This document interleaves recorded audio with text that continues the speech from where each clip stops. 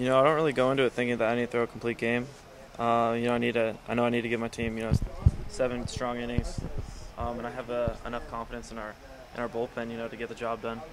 I know they're bashed a lot, but we all have complete confidence in them that they're going to get the job done. Connor, how much of what the other starting pitchers have been doing over the last few weeks helps fuel you on the mound, and do you guys feed off each other in those 8-9 inning games? Yeah, we absolutely do. We're all 3 really competitive, and we don't like to be bested by our teammates. So we like to take it as a friendly competition, and go out there and compete. Coach obviously has a lot of confidence in you guys to continue through. If you have a rough inning here, there doesn't seem to be a lot of activity in the bullpen. Does that also kind of help your confidence in helping you get out of those situations and advance through a game? I think it kind of just reminds me that I need to buckle down, make my pitches. The fact that they don't have guys warming up is, shows that they have confidence in me. But I need to back that up and prove their confidence right. Connor, Coach was telling us yesterday after practice that Alex comes in when you guys are doing your scouting reports and everything, all the pitchers. He comes in and sits with you guys, right? And yeah, oftentimes he does. Scouts out the opposing hitters, and that he doesn't have to. He does that totally on his own, and he's obviously comes over and talks to the pitchers. I think he came over and talked to you a couple times tonight. What's the byproduct of him going that extra step in a tight game, and how does it relax you? How does it help you? His baseball intelligence is unparalleled with anyone I've ever played with, and the fact that he can make some of the plays that he does is remarkable. He gets that first step on a lot of plays, and it's really big.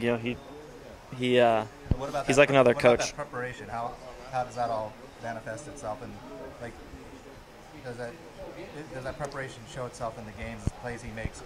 Absolutely, because he understands what kind of hitters we're seeing. That leads him to get that good first step on a play, and he knows if they're gonna if they take the ball the other way a lot, and he knows if they're really pull happy. What about when he comes over and talks to you when you're in a tough jam? How much does that help him? Yeah, he just kind of just settles me down. He's like another coach on the field. He's a tremendous leader. One of our best.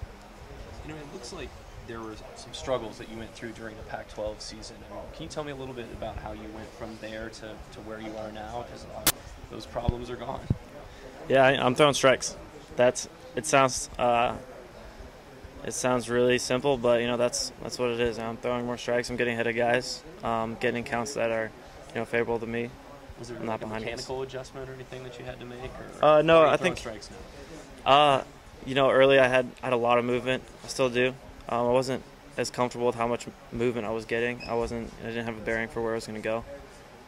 But now I'm starting to get a lot better feel, for how much that's going to run. So like you know where to start the pitch. Exactly.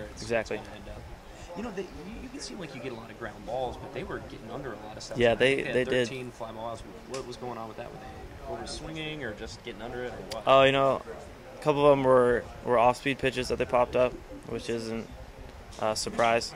Then I got away with a couple of pitches that left some balls at the belt that they just got under, and they put some good swings on the ball though.